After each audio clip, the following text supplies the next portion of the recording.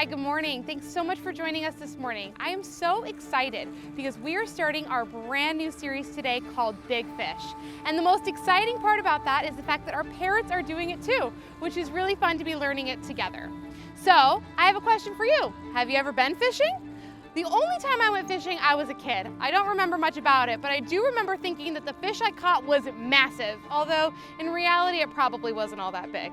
But we have a really fun family challenge that we're gonna be doing for you guys. So if you go fishing, we would love you to take a picture, post it online, have your parents send it to us, and tag our church, Gold Creek Community Church. We'll be doing lots of ways to give away fishing rods, especially this Cars-themed one, which I kind of personally want. Maybe I'll go fishing so I can see if I can win it. So that is what we're doing, but before we get into any of that, we should tell you what we're talking about, huh? Our whole series is about, can you guess? Jonah, that's right, and that was a pretty big fish. And it was a big fish that he spent 3 days inside of. But before we get ahead of ourselves, let's slow down, let's back up and start at the beginning. What I want you guys to do is go grab your Bible. If you don't have it close to you, pause this video and go get it, and we're gonna open up to the book of Jonah, chapter 1. I'll wait, you can pause the video. All right, you got your Bible? Let's get started. We're gonna start in Jonah, chapter 1, verse 1. The Lord gave this message to Jonah, son of Amittai. Get up and go to the great city of Nineveh. Announce my judgment against it, because I have seen how wicked its people are. God is always sending messages. But Jonah got up and went in the opposite direction to get away from the Lord. He went to the port of Joppa, where he found a ship leaving for Tarshish.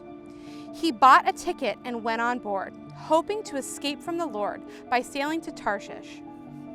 But the Lord hurled a powerful wind over the sea, causing a violent storm that threatened to break the ship apart. Fearing for their lives, the desperate sailors shouted to their gods for help and threw the cargo overboard to lighten the ship. But all this time, Jonah was sound asleep down in the hold.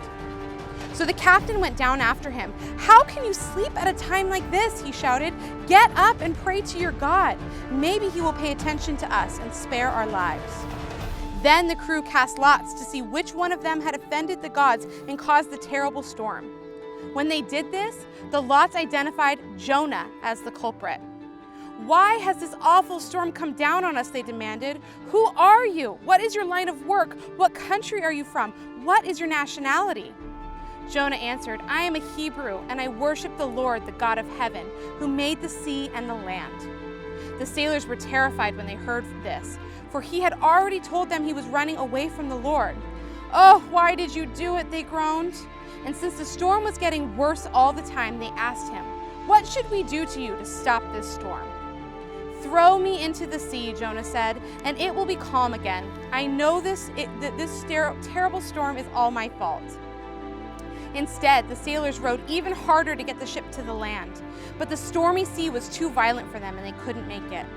Then they cried out to the Lord, Jonah's God. "Oh Lord," they pleaded, "don't make us die for this man's sin, and don't hold us responsible for his death. Oh Lord, you have sent this storm upon him for your own good reasons." Then the sailors picked Jonah up and threw him into the raging sea, and the storm stopped at once.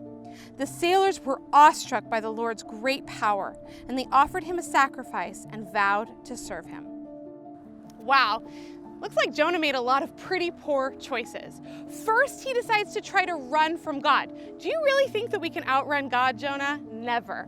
And not only does he try to outrun God and run away from what God had called him to do, then he lied. He lied to all the sailors on the ship about who it was that was causing this massive storm.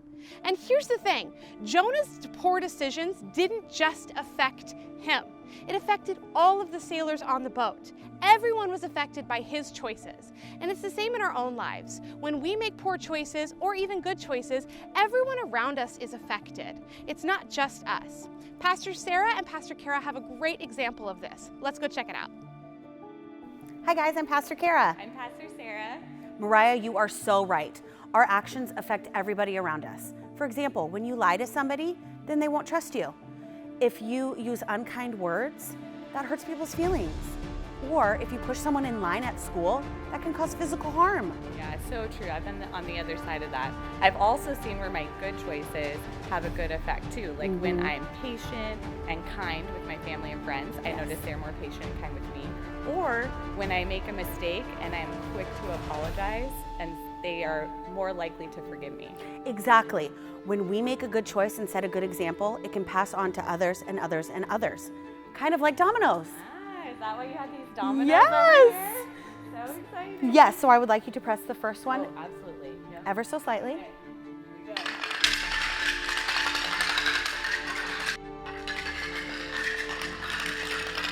Yes! That is so cool. And I love the picture that gives us of how our choices affect others, good or bad. Exactly, and like in the story of Jonah, when he finally told the truth to the sailors, they forgave him and decided to love and follow God. But the bad news is, Jonah had to go over the side of the boat. So, come back next week and see the rest of the story of Jonah. Hey, I'm Pastor Ruben. Jonah reminds us a lot that we all make mistakes, but with God and with His help, He will always help us. The older I get, the more mistakes that I have made in my life, but I know that with God, every time I ask Him for help, He has always helped me. And which reminds me of today's memory verse, and we find this in the book of 2 John 1:6. Love means doing what God has commanded us, and He has commanded us to love one another, just as you heard from the beginning. I hope you all have a fantastic week. It's supposed to be a nice sunny week. Also, throughout the week, make sure that you do a choice that will have a positive effect with either a family member, your friends, and also don't forget to share those fishing pictures with us. Now, before you sign off, come and join me and do some worship. All right, guys, let's sing another worship song. We're gonna sing Hurricane. Isa, come join me. We're gonna start with Enter Like a Rushing Wind. Enter like a rushing wind, take us over with your love. Come on, let the storm begin. We are caught in